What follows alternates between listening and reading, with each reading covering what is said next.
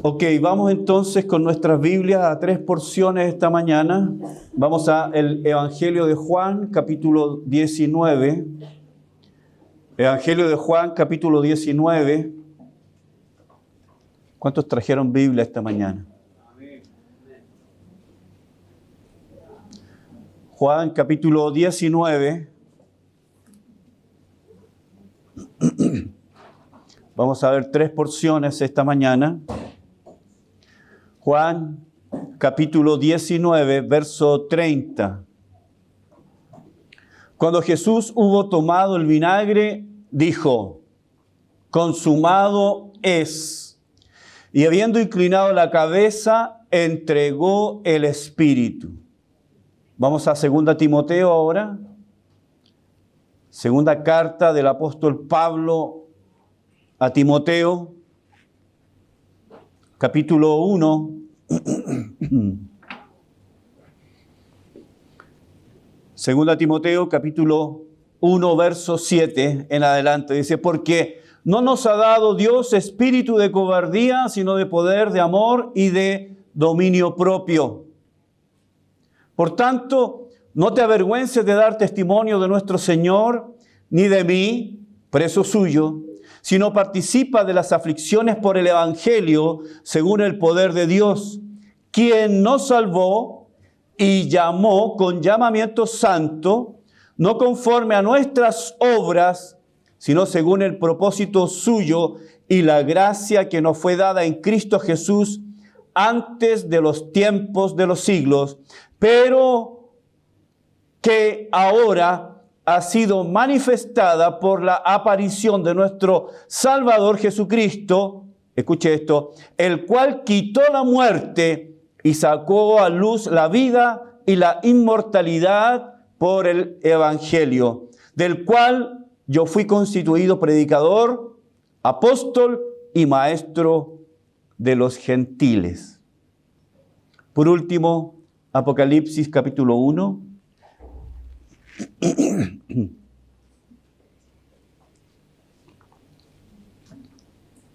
Apocalipsis capítulo 1, verso 17 y 18.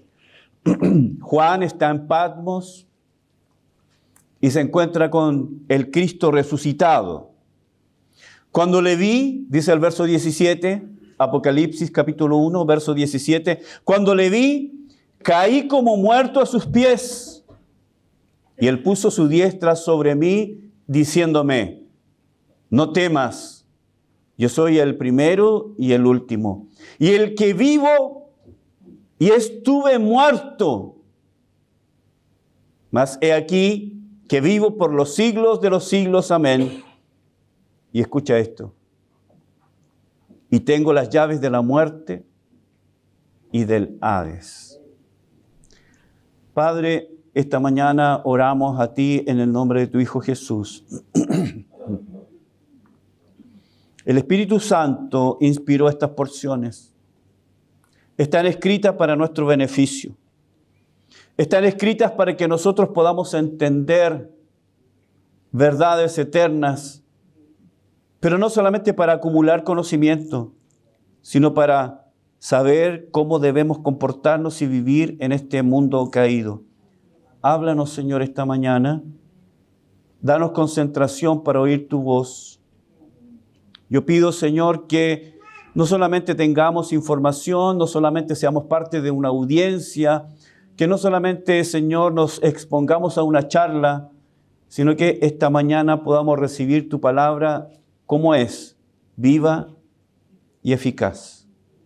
Háblanos, Señor, úngenos para predicar, úngenos para oír y úngenos para vivir en esta verdad cada día de nuestra vida. Señor, yo sé, percibo en el ambiente espiritual la importancia de esta palabra. Señor, que podamos oír esta palabra como si nunca hubiéramos oído tu palabra. Danos concentración. Lo pido en el nombre de tu Hijo Jesús. Amén.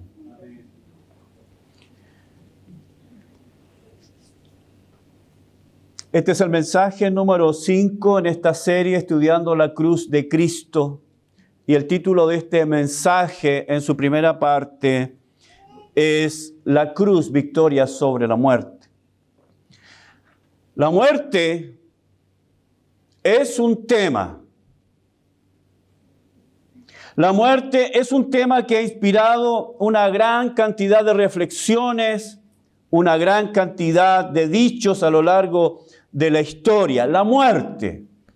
Todos hemos tenido un contacto cercano con la muerte. Todos hemos visto a alguien partir de este mundo abrazado de la muerte. Es por eso que la muerte es un tema tan importante y que ha generado diferentes opiniones, reflexiones, ideas. Aquí, por ejemplo, tenemos algunas, las voy a leer. Dice, la muerte no nos roba a los seres que amamos.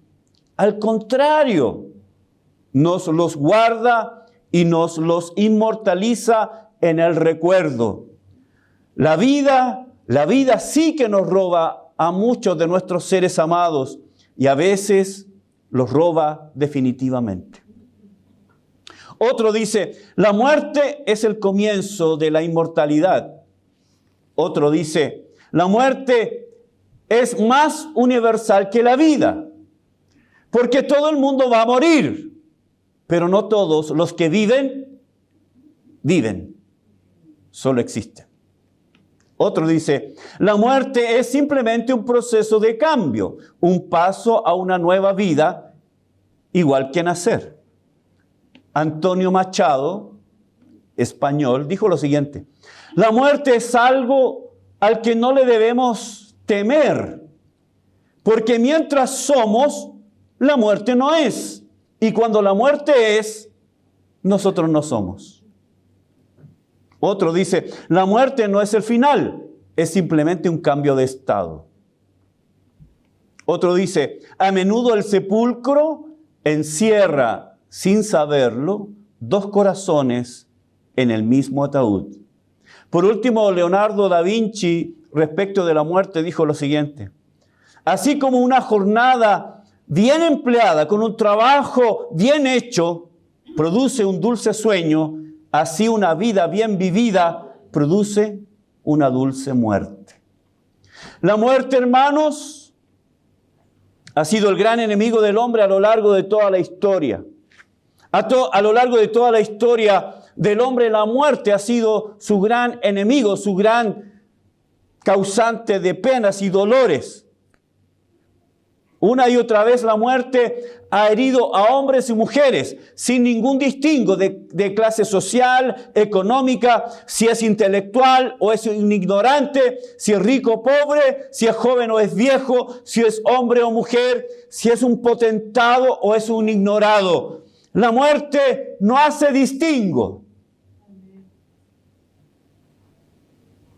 La muerte ha golpeado al hombre desde que el hombre es hombre, desde que el hombre ha pisado la tierra, desde que el hombre fue creado, después de la caída, la muerte.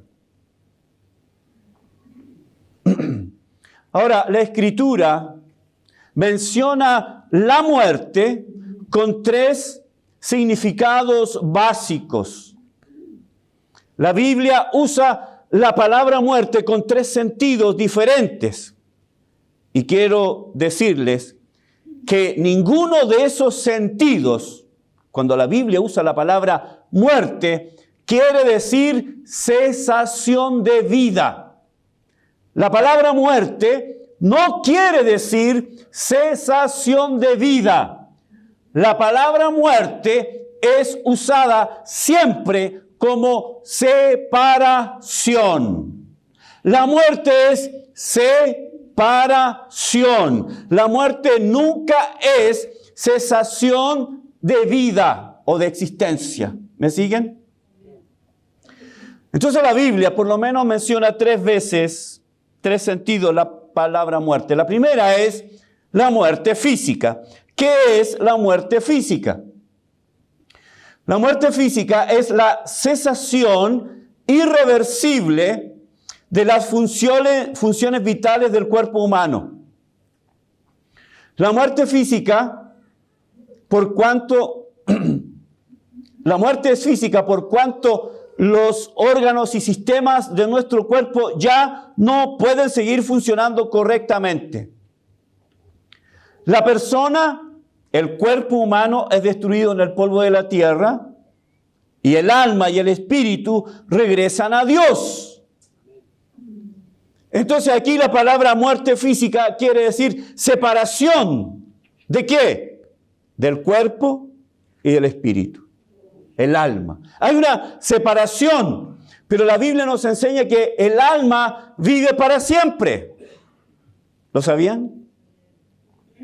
La muerte nunca es cesación de vida. La muerte es separación. La segunda muerte es la muerte espiritual. ¿Qué es la muerte espiritual? Hemos dicho que muerte siempre es separación.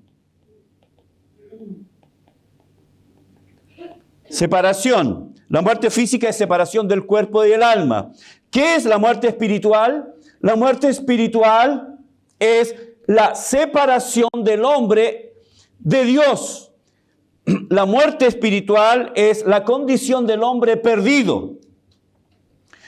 La muerte espiritual es el hombre en su estado natural que nace muerto, como dice Pablo en Efesios 2:1, que nosotros estábamos muertos en delitos y pecados. Estábamos separados de Dios, de la vida de Dios, ajenos de Dios. La muerte espiritual es existencia consciente, pero en un estado de separación de Dios. Y en ese estado es que el hombre vive dominado por su naturaleza caída, influido por el mundo, influido por Satanás, y es en esa condición que el hombre vive dominado por el pecado y la maldad. Entonces, está separado de Dios. La tercera muerte es la muerte segunda, o la segunda muerte. La Biblia menciona a la muerte segunda para referirse al estado final y eterno del hombre sin Dios. Eso es la muerte segunda o la segunda muerte. Es el estado del hombre separado de Dios por toda la eternidad. Esa condición es eterna, es irrevocable, es inalterable. Aquellos que no hayan venido a Cristo serán separados de Dios por toda la eternidad, por los siglos de los siglos. Entonces la muerte es separación de el alma y el cuerpo, es separación de Dios, de la vida de Dios, y es separación de Dios en el castigo eterno.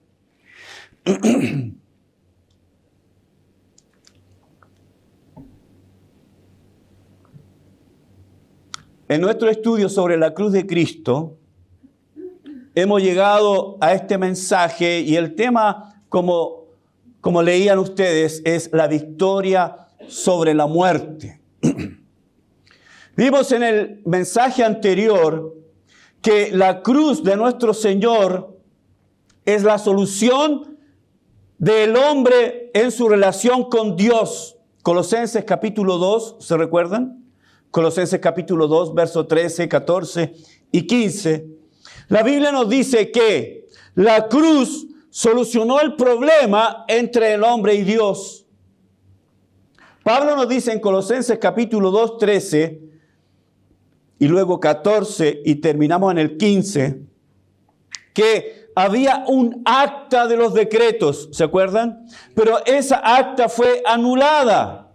Esa acta de los decretos que Pablo dice que era contraria a nosotros, que era opuesta a nosotros, que venía para condenarnos, que venía para mostrar nuestra maldad, esa acta de los decretos, Pablo dice que fue anulada, quitada del medio y clavada en la cruz. Esa deuda esa acta de los decretos tenía registrada esa deuda mía, esa deuda que yo tenía con Dios. Esa falta, ese pecado que estaba registrado en esa acta fue anulada, quitada de en medio y clavada en la cruz. Entonces tenemos que, por esa obra de la cruz, el hombre ahora no tiene una deuda con Dios. Aquellos que han sido lavados con la sangre de Cristo, aquellos que han nacido de nuevo, escuche esto, no tienen deuda con Dios. Porque Pablo dice que el Señor perdonó todos nuestros pecados. ¿Cuántos de nuestros pecados perdonó? ¿Pasados? No hay un registro. Esa acta de los decretos fue anulada, quitada de en medio y clavada en la cruz. Eso es en mi relación con Dios. Pero luego en el verso 15 Pablo dice que no solamente solucionó el problema con Dios, sino que solucionó también el problema con el mundo espiritual, los principados y las potestades. Recuerde que Pablo dice que despojó a los principados y a las potestades. La palabra literalmente quiere decir los degradó. Literalmente quiere decir que usando un lenguaje militar, un lenguaje bélico, cuando un ejército derrotaba a otro ejército, los soldados vencidos eran despojados de su armadura, despojados de sus armas, despojados de sus grados. Esto se usa en la milicia, ¿no?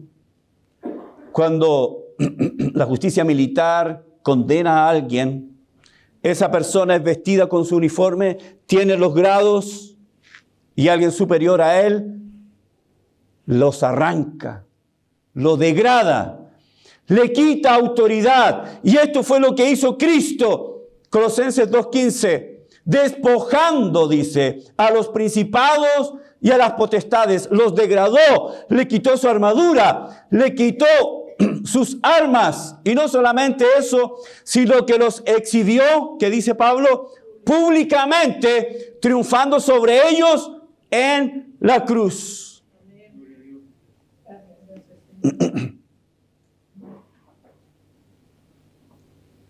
Entonces Dios nos ha dado paz con Él por medio de la cruz, anulando el acta de los decretos que había contra nosotros, que nos era contraria, quitándola de en medio, clavándola en la cruz, y también ha solucionado el problema con el mundo espiritual, con los principados y las potestades, los degradó, los exhibió públicamente, triunfando sobre ellos en la cruz. Esto es la cruz, hermanos.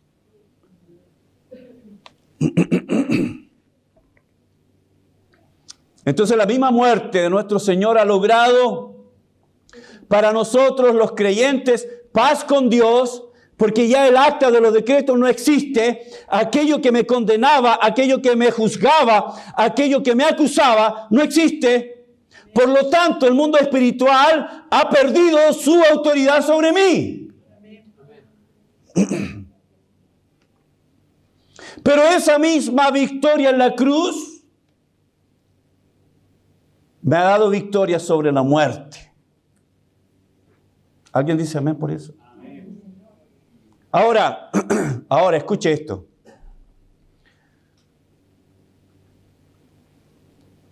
¿Escucharon bien?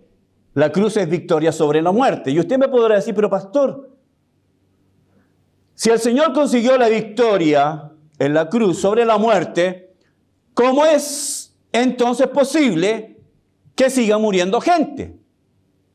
Después de la cruz, todavía hay gente que muere. ¿Quiere que le dé una estadística? Todas aquellas personas que nacieron en el año 1800, todas, el 100% están muertas. Es una estadística dura. ¿Alguien nació en el 1800, aparte de Ramón? Bueno, todas están muertas. Esa es la estadística. La gente sigue muriendo. Pastor, ¿cómo es posible que usted diga que Jesús en la cruz venció la muerte si todavía hay gente muriendo, incluso creyentes? Gente que ha nacido de nuevo, gente que es piadosa. He conocido gente piadosa que ha partido de este mundo. ¿Cómo es posible que la Biblia hable de la victoria sobre la muerte cuando hay gente que todavía sigue muriendo? No es una contradicción. Veamos lo que la Biblia dice. 2 Timoteo 1, verso 10. Pero que ahora ha sido manifestada por la aparición de nuestro Salvador Jesucristo, el cual quitó la muerte. Ahí está. Él quitó la muerte y sacó a luz la vida y la inmortalidad por el Evangelio. Nuestra Reina Valera habla de quitar la muerte. El Señor quitó la muerte. ¿Qué significa eso? Hermanos, esto es tan importante porque estamos hablando de eternidad. Cuando hablo con gente en la calle y le quiero hablar del Evangelio, le digo quiero hablar de su eternidad. Pero la gente está cegada, la gente está tan embaucada en lo temporal, está tan atrapada en lo temporal, en el trabajo, en mis estudios, en mis finanzas, en mi tema, en mi etcétera, etcétera, etcétera, que ha olvidado lo realmente importante, la eternidad. Quiero hablar de la eternidad, ni siquiera tengo un minuto y voy a hablar de la eternidad.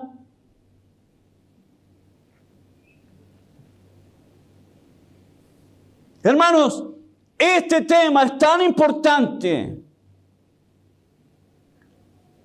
Lo que ocurrirá con tu vida se sella aquí. Lo que ocurrirá en tu vida por toda la eternidad se sella aquí. No es verdad que después de la muerte el purgatorio y ahí es tan... ¿Cómo es la palabra? Es tan indefinido, tan etéreo, que nadie sabe cuántos años la persona está en el purgatorio, cuánto es necesario que sufra en el purgatorio, pagando a él por sus pecados. La Quintrala, por ejemplo, mandó a hacer, después de su muerte, ustedes saben, la Quintrala, ¿la ubican? La Catalina de los Ríos y Lisperger, mandó a hacer 20,000 misas. Porque sabía que era más mala que el natre y necesitaba una gran cantidad de misas para salir del purgatorio. No es verdad. Después de la muerte, el juicio. Lo que ocurrirá con tu vida se decide aquí. Lo que ocurrirá con tu vida por el resto de la eternidad se decide aquí. Necesitamos, por tanto, saber ¿qué es lo que Cristo hizo respecto de la muerte en la cruz? Y Pablo nos dice que en la cruz Él quitó la muerte. Hay otras versiones que nos pueden dar un poco más de luz a ese verbo, quitar. Por ejemplo, Kenneth Wuest dice del mismo versículo lo siguiente: pero ahora se ha dado a conocer mediante la aparición de nuestro Salvador, Cristo Jesús, ya que Él no solo anuló, tenemos entonces quitó, y aquí Kenneth Wuest habla de anuló. Otro, John Philip, lo traduce, ha abolido completamente la muerte. Quitó, anuló, ha abolido. Otro, la Nueva Traducción Viviente dice, ¿quién rompió el poder de la muerte? Entonces tenemos el verbo que lo traduce como quitó, anuló, ha abolido, ha roto, y por último, esta otra versión dice, puso fin a la muerte. ¿Qué es lo que realmente quiere decir el apóstol Pablo cuando él usa este verbo, quitó la muerte? ¿Qué es, hermano? Por eso es tan importante que nosotros esta mañana vengamos a la Escritura y nos expongamos a la luz para saber qué realmente hizo Cristo por nosotros en la cruz respecto de la muerte. Porque si Cristo no viene pronto, si el rapto de la iglesia no es pronto, todos vamos a enfrentar la muerte. ¿Lo sabían? No hay nada más seguro que la muerte. No se ponga trágico, pastor. No, no me estoy poniendo trágico, es la verdad. Alguien dijo una vez que la muerte está tan segura de su victoria que nos da una vida de ventaja. Dale nomás, te voy a pillar. Por eso es tan importante que sepamos, que abramos la Escritura y que sepamos qué hay cuando cruzamos el umbral de la vida, cuando entramos a la eternidad, con quién nos vamos a encontrar. Pablo entonces usa el verbo quitó la muerte. El verbo quitar es el aoristo participio activo del verbo katargesantos, katargesantos. Y es una palabra compuesta de kata, que en este caso es un intensivo. Un intensivo en el griego funciona como un prefijo y tiene la intención de aumentar el sentido del significado. Es como un superlativo. ¿Ok? ¿Ustedes conocen el superlativo de pobre? ¿El superlativo de pobre? ¿Aló? Muy pobre, no es muy pobre. ¿Pobrísimo? No, paupérrimo. ¿El superlativo de antiguo? No es viejísimo, es antiquísimo. Bueno, un intensivo tiene la idea de ser un superlativo. Kata aquí funciona como un intensivo, es decir, aumenta el sentido de la palabra. Y luego viene el verbo argeo o argeo.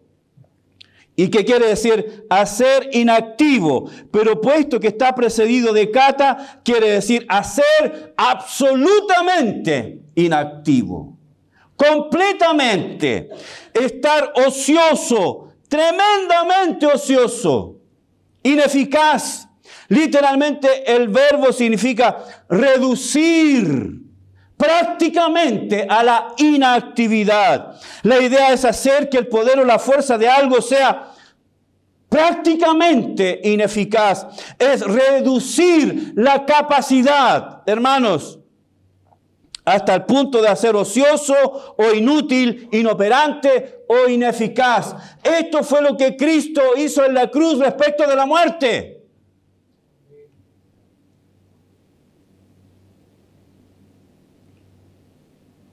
Pablo nos está diciendo que la obra de nuestro Señor Jesucristo en la cruz le ha dado un tremendo golpe a la muerte.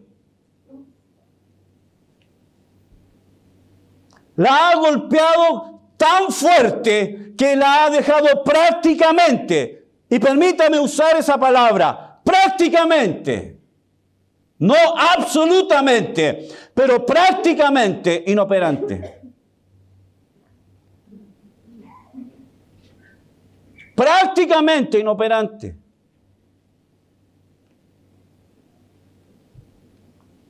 En otras palabras, Pablo, o el concepto que quiere transmitirnos Pablo, es que la muerte de Cristo ha abolido la muerte, pero abolido en el sentido de que no la ha quitado de en medio.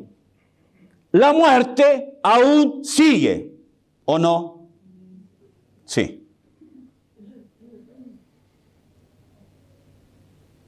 La muerte ha quedado debilitada. Prácticamente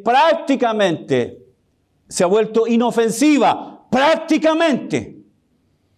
La muerte ha sido prácticamente, y permítame esas aclaraciones, ha sido reducida prácticamente a la impotencia.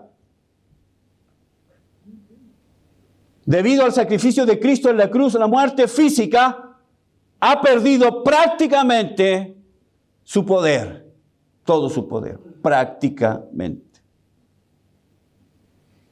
Debido al sacrificio de Cristo en la cruz, la muerte física ha perdido prácticamente su poder, su supremacía, su eficacia. Y como sabemos, la muerte es la consecuencia fatal del pecado. Por cuanto todos hemos pecado, merecemos la muerte. Ahora, la muerte, como dije al principio, toca a todos los seres humanos en general. Ricos, pobres, sabios, ignorantes, jóvenes, viejos, hombres o mujeres. Toca a todos. Pero la muerte, hermanos, no es lo mismo para todos. No es lo mismo, hermanos, la muerte de un creyente. No es lo mismo la muerte de alguien que ha creído en Cristo, que ha puesto su fe en Cristo y ha nacido de nuevo y es hijo de Dios. No es la misma muerte que un incrédulo. No es lo mismo. La muerte de un incrédulo es la puerta a su destino eterno. Un destino sin Dios, sin paz, sin bienestar. La muerte de un incrédulo es la puerta abierta al abismo infernal por los siglos de los siglos, en donde no habrá ni una migaja de compasión.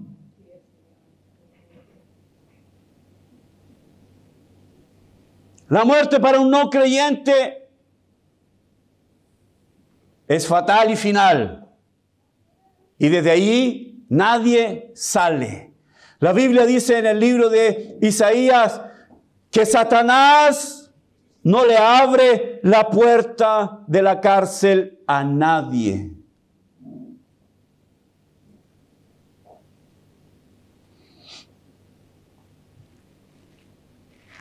La muerte para un no creyente es fatal y final. ¿Conoce usted a alguien que no conoce al Señor? ¿Tiene algún vecino? ¿Algún familiar? ¿Un hijo? ¿Una hija? ¿Padres? ¿Esposo? ¿Esposa?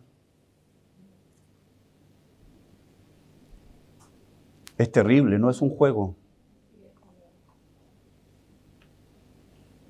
Pero Pablo dice que por el Evangelio, por la muerte en la cruz, Cristo le ha quitado la supremacía a la muerte en lo que respecta a los creyentes. Como dije, la muerte, aun cuando es para todos igual, no es la misma muerte, no es el mismo destino. En lo que respecta a los creyentes, Pablo dice que Dios ha dejado la muerte sin efecto. Le ha quitado la supremacía. Le ha hecho un daño tremendo. En la cruz el Señor no solamente despojó a los principados y a las potestades y los exhibió públicamente triunfando sobre ellos en la cruz, sino que en la cruz también le dio un golpe a la muerte. La muerte de un creyente, por lo tanto, es la entrada triunfal. La muerte de un creyente es la entrada triunfal a la gloria. La muerte de un creyente es la entrada triunfal a la misma presencia de su Salvador Jesucristo, con quien morará por toda la eternidad en un ambiente de paz, de gozo, en donde nunca más habrá enfermedad, ni muerte, ni dolor, ni lágrima alguna.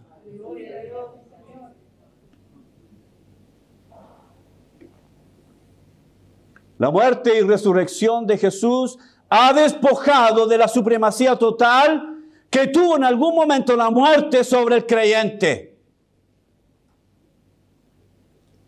pero no la ha anulado. Está claro eso, ¿no? Porque todavía los creyentes mueren. Como dijo Warren Wiersbe, Satanás no está destruido aún, pero sí desarmado. No destruido, porque todavía, ¿cómo decimos? Coletea, aletea. 1 Pedro capítulo 5, verso 8. Sed sobrios y velad, porque vuestro adversario es antidicos. Vuestro adversario, el diablo, ¿cómo? León rugiente. ¿A quién? Devorar. ¿Todavía el diablo puede hacer algo en nuestra vida? Sí, Señor. Sobre todo si dejamos de velar, de ser sobrios. Permítame unos pequeños minutos de pastorearte. ¿Me dejan pastorearlo? ¿Cuántos tienen un día de 24 horas? ¿Alguien tiene un día de 25? Todos tenemos 24 horas. Hermanos, es tan importante como usamos el tiempo.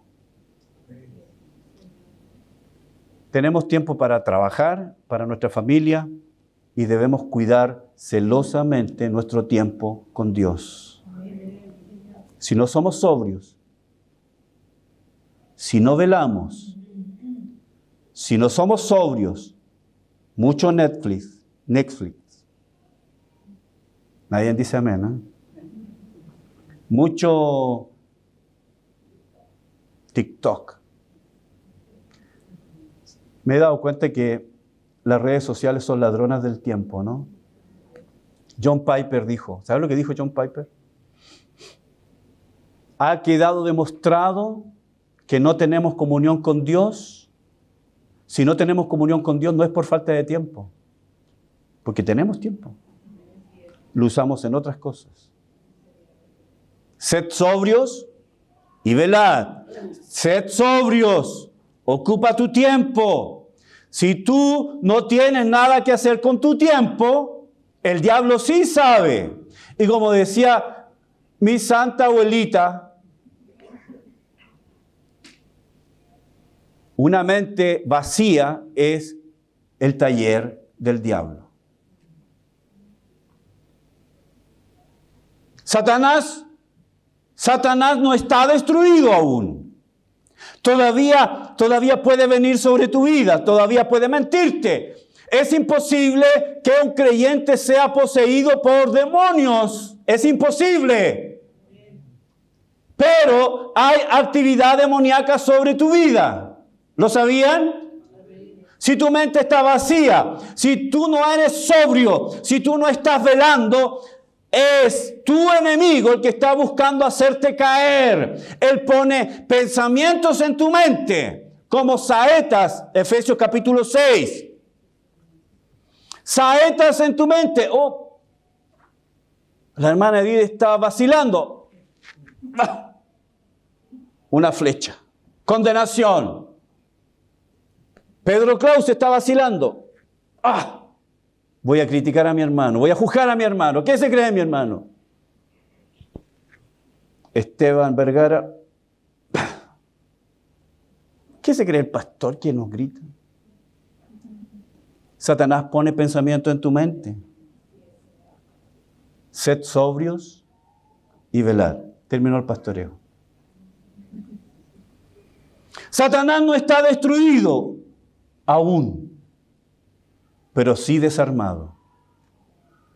Vamos ahora a Hebreos capítulo 2, siguiendo con el mismo tema. Y ahora tengo que apurarme. Hebreos capítulo 2, 14, 15.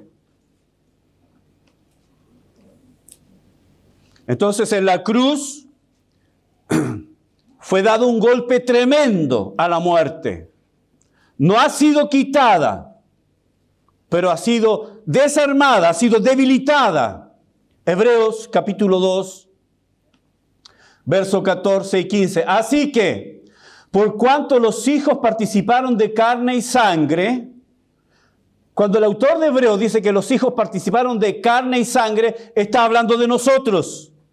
Todos participamos de carne y sangre. Es una forma para hablar de la naturaleza humana. ¿Ok? Por cuanto los hijos participaron de carne y sangre, Él también, hablando de Cristo, Él también participó de lo mismo. Es decir, carne y sangre. ¿Ok? Aquí el autor de Hebreos comienza el verso 14 mencionando el gran misterio de la encarnación.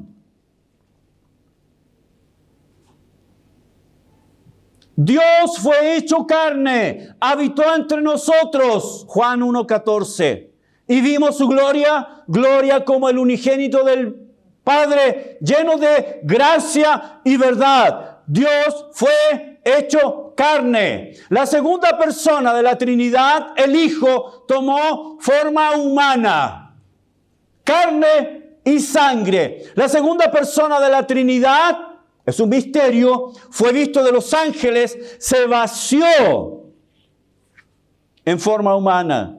Dios escogió una virgen ahí en Belén para que nuestro Salvador naciera, y Cristo nació como cualquier otro hombre. ¿Me siguen?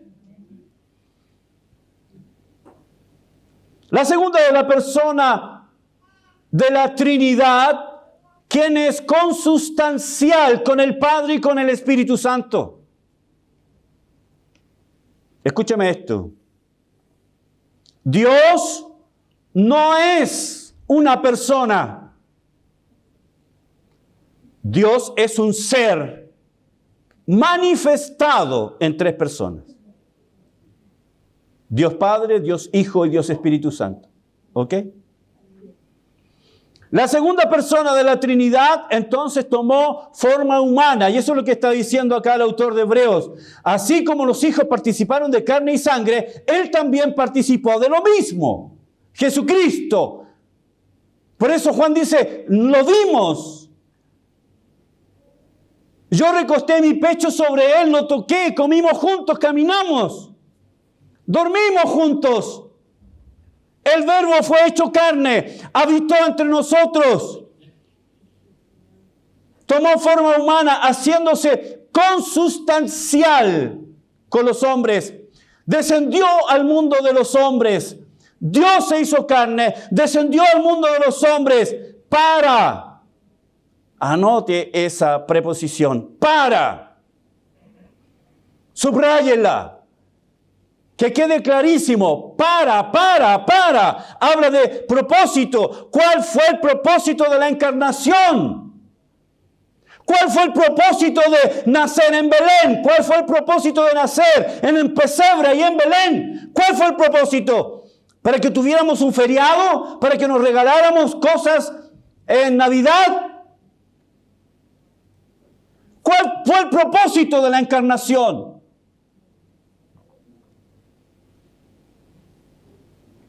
Para destruir.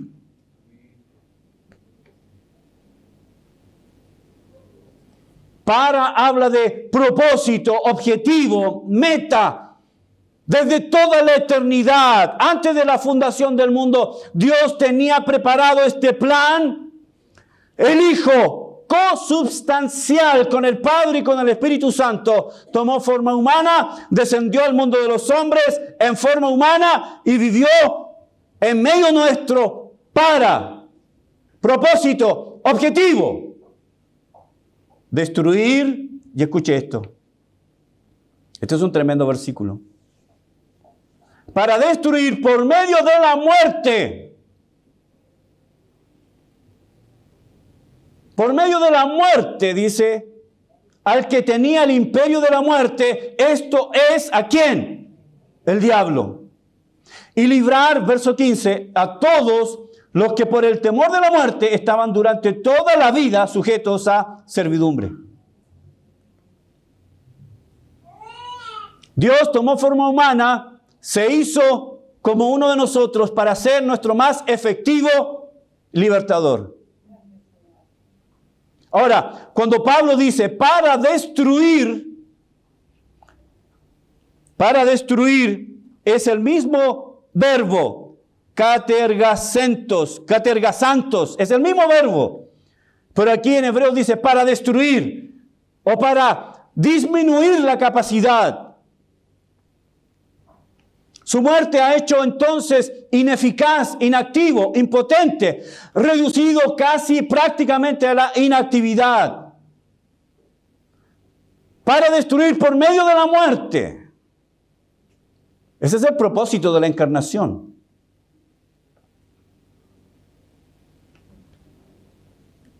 Para reducir a la inactividad al que tenía el imperio de la muerte. La palabra imperio, en este caso, es un sustantivo. Kratos, esa palabra quiere decir poder, autoridad, dominio, potencia, fuerza, fortaleza. La palabra quiere decir poder en el sentido de dominio. ¿Quién tenía el dominio de la muerte?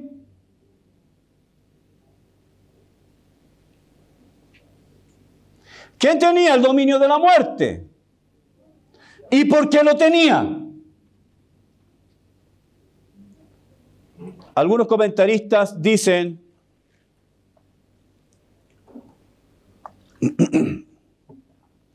que los judíos consideraban a Satanás como el ángel de la muerte. El ángel de la muerte lo leemos en Éxodo, cuando Israel iba a salir de Egipto. Ustedes se acuerdan, ¿no? El ángel de la muerte. El ángel de la muerte es mencionado en 2 Samuel 24, cuando David censó el pueblo. ¿Se acuerdan?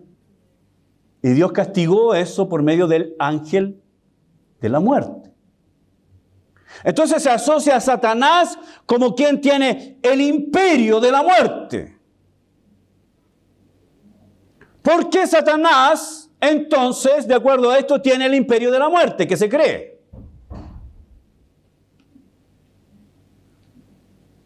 Bueno, es muy sencillo.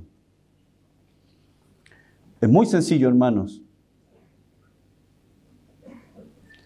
Satanás tenía el imperio de la muerte porque fue Dios mismo en el huerto de Edén que le dijo a Adán y Eva que si tú comes del árbol, del fruto del árbol que yo te dije que no comas, ciertamente morirás. Entonces tenemos pecado, que es el acto, y tenemos un efecto, muerte. Este es el efecto. Tú pecas, tú mueres. ¿Sí? Sí. ¿Cuántos han pecado acá? ¿Tú crees que hemos merecido la muerte? Sin lugar a dudas. Sin lugar a dudas. Dios le dijo a Adán, el día que tú comieres, ciertamente morirás. Si tú pecas, mueres. Romanos, después lo pueden buscar, 5:12. Porque el pecado entró al mundo por un hombre. Y por el pecado, la muerte. Hay una causa, hay un acto que tiene una consecuencia. Pecado, muerte. El alma que pecare, Ezequiel 18:4, el alma que pecare, ciertamente morirá. Por cuanto todos pecaron, están destituidos de la gloria de Dios. Entonces hay una relación directa. Por eso Satanás tenía el imperio, poder en sentido de dominio. Adán pecó, merece muerte. La raza humana, por Adán, Romanos 5:12, el pecado entró en el mundo por un hombre y por el pecado la muerte. Por lo tanto, la muerte pasó a todos los hombres. ¿Por qué la gente muere? Porque ha pecado. Porque ha pecado. Y aun cuando ha nacido de nuevo, todavía hay efectos que el Señor no quitó, pero lo hará en algún momento. Recuerde que el último enemigo que será vencido será la muerte. Entonces, hay un pecado como consecuencia de la muerte. Pero ¿qué ha pasado? Dice que el Señor Jesucristo apareció en forma humana. No podía ser un ángel el que viniera a morir por nosotros. Escuche esto. Ni siquiera podía ser Dios. Porque Dios no muere. Y ahí tenemos una pregunta. ¿Qué nos vamos a contestar ahora? ¿Quién muere en la cruz? Lutero mencionó que el que había muerto en la cruz era Dios. ¿Dios puede morir? Y si la segunda, algunos dicen entonces fue la segunda persona de la Trinidad. Cristo murió o el Mesías murió. ¿Quién murió? ¿La segunda persona de la Trinidad? Juan dice, porque en Cristo estaba la vida y la vida es la luz de los hombres. Por lo tanto, Él siendo vida, Él siendo la esencia de la vida, no puede morir. Entonces, ¿quién muere en la cruz?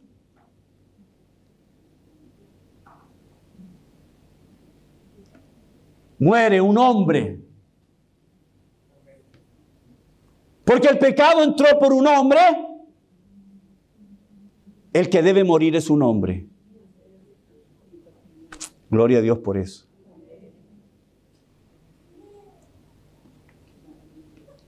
Él entonces se hizo hombre para destruir al que tenía el imperio de la muerte. Esto es, dice el autor de Hebreos, esto es ¿quién? ¿Quién es el que tenía el imperio de la muerte? ¿Quién tenía el imperio de la muerte? ¿Qué dice? ¿Aló? ¿Tienen sueño?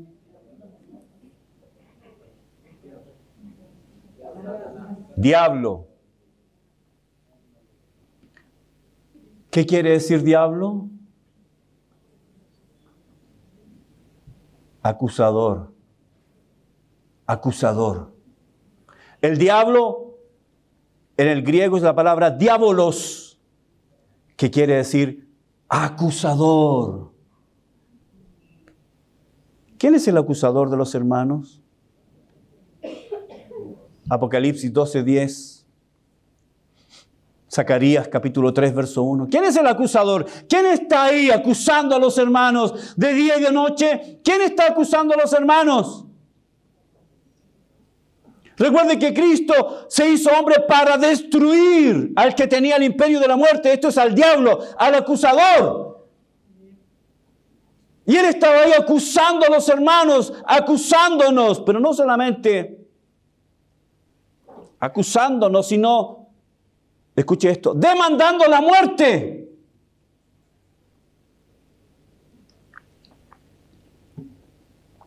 El diablo es el acusador.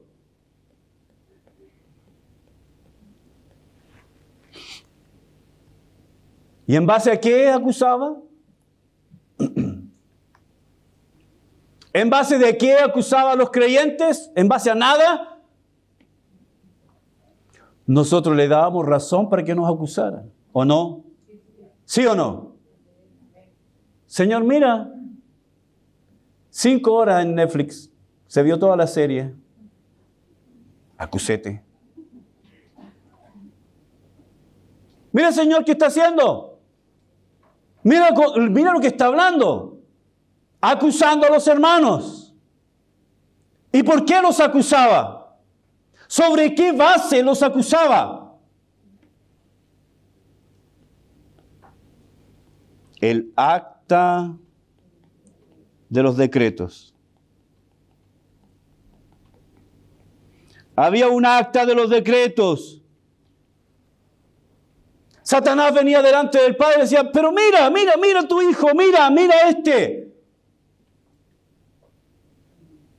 Tú dijiste que el alma que peca muere. Y mira, este ha pecado. Hay un acta de los decretos. Hay un acta. Y esta persona, de acuerdo a lo que tú dijiste, y tú eres un Dios justo, un Dios que no miente, un Dios de santidad, entonces si ellos han pecado, ellos deben morir. Yo reclamo su muerte. Muerte eterna. El acusador de los hermanos, yo reclamo su muerte, debe morir. ¿Sabe por qué Satanás hace eso?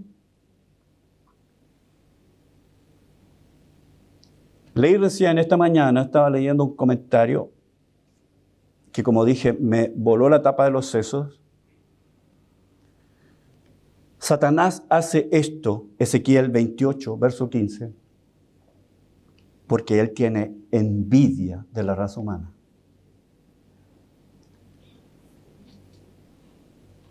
Él, siendo un ángel vestido de gloria, lean Ezequiel 28, Ezequiel 28. Ningún ángel ha sido lavado con la sangre de Jesucristo. ¿Me escucharon? Ellos nunca han pecado. Los ángeles que sirven al Señor, ninguno de ellos ha pecado. Pero nosotros hemos sido lavados con la sangre de Cristo. Hemos sido vestidos con la justicia de Cristo. El autor de Hebreos dice que no hay salvación para los ángeles. Cristo no vino a morir por los ángeles. Cristo vino a morir por la raza humana. Por aquellos que fueron creados a la imagen y semejanza. Satanás no fue creado a la imagen y semejanza. El hombre sí. La envidia del diablo quiere destruir a la raza humana y está acusando porque hay un acta de los decretos a donde está registrado cada pecado, cada maldad, cada violación de la santidad de Dios. Entonces Satanás dice, ellos pecaron, merecen la muerte y yo reclamo la muerte. Pero Colosenses 2 dice que nos perdonó de todos nuestros pecados anulando el acta de los decretos. Anuló el acta de los decretos. Anuló el acta de los decretos. Ahora Satanás cacarea, pero ¿dónde está el acta de los decretos en contra tuya? ¿Hay un acta de los decretos en contra tuya? No la hay. ¿Alguien dice amén por eso? Por lo tanto, ahora este Satanás cacarea en vano.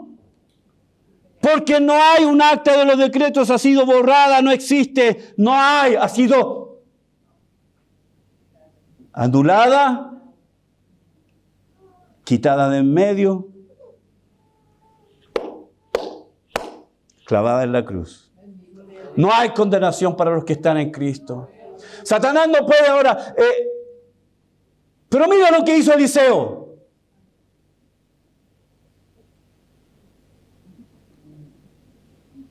Sabemos, hay un ejemplo nomás. Y Dios dice, ¿y dónde está el registro? Pero merece la muerte porque pecó. ¿Dónde está el registro?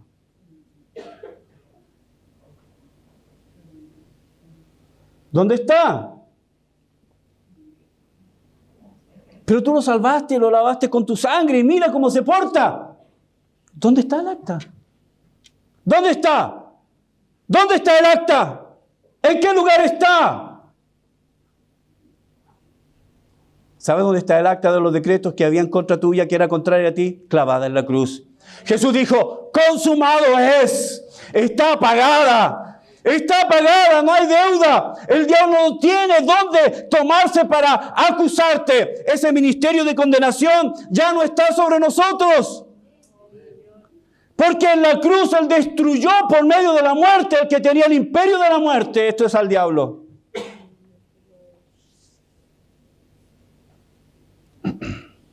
¿Dónde está el registro? No hay. No existe. ¿Sobre qué base Satanás puede condenarnos? El acta de los decretos borrada, quitada en medio, clavada en la cruz. Puede ser, si el Señor no viene antes, que todos nosotros experimentemos la muerte. Pero la muerte para un creyente no es lo mismo. Salmo 48, verso 14, porque este Dios es Dios nuestro, eternamente y para siempre. Él nos guiará aún más allá de la muerte. Padre, oramos esta mañana.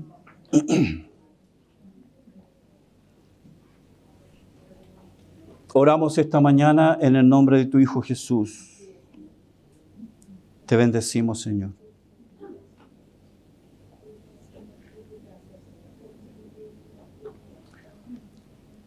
Ilumínanos, Señor, sobre lo que significa la cruz. Cristo tomó forma humana. Cristo se vistió de humanidad para destruir al que tenía el imperio de la muerte, esto es, al diablo, al acusador. No hay un registro de mi pecado, no existe, porque fue anulado, quitado en medio y clavado en la cruz. Señor, ayúdanos a vivir en esa verdad, no para abusar de la gracia, no para vivir impíamente, sino para vivir en más profunda santidad. La gracia de Dios se ha manifestado para que vivamos en este siglo sobria, justa y piadosamente. Te pido, Señor, que al entender estas verdades, nuestras vidas puedan ser vividas acorde, Señor, a lo que tú nos has hecho, santos, apartados, separados. Ayúdanos. Todavía tenemos una naturaleza con la que luchamos. Pero ayúdanos, danos luz. Gracias porque tú venciste la muerte. La muerte ya no es lo mismo para mí. No es lo mismo. El imperio de la muerte ya no está en manos del diablo. Jesucristo resucitado, Él tiene las llaves de la muerte y del Hades. Él las tiene, no el diablo. Aleluya. Oramos a ti en el nombre de tu Hijo Jesús. Amén, amén, amén. Por favor, no se vaya. Amén. Los ministerios han preparado algo especial. Cada ministerio preparado algo para las mamitas. Así que nuestra escuela dominical, encargada por la hermana Flor y las tías Romy, todas las tías de nuestra escuela dominical han preparado algo para ustedes. Los niños les tienen preparado un poema cortito y un presente a la mamá. Ya, 1, 2, 3. Que azul es el cielo, que blanca es la arena, que bonita es mi madre, tan dulce y tan buena. Feliz día, mamá. Bravo. Qué bonita. Bien, y creo que hasta ayer Ignacia, Carla y la abuelita de Ignacia estuvieron trabajando arduamente por hacer unas florcitas, así que pónganse de pie las mamás porque las adolescentes les tienen un grato regalo. Gracias Carla, gracias abuelita, gracias Mosquita. Vayan pasándolas, eso es, eso.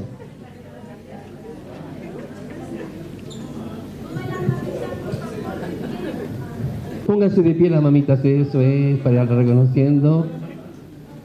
Y una florcita para cada mamá, con mucho esfuerzo, con mucho cariño, con mucho amor para cada mamita. Bien, y voy a dejar a Ramón, que también tiene algo preparado. Como varones, también hemos hecho algo para ustedes, algo especial. Así que no se vayan sin su regalo. Buenas tardes, hermanos, hermanas. Sí, como decía Eliseo, cierto, como varones también queremos hacernos presentes con las mamás, así que tienen ahora un regalo. Y después, a la salida de ahí, hay un pedacito de torta también para que puedan comer. Las que están a dieta, no sé cómo lo van a hacer, pero para las mamás, ¿ya? Así que Pedro pasa por ahí y yo por acá.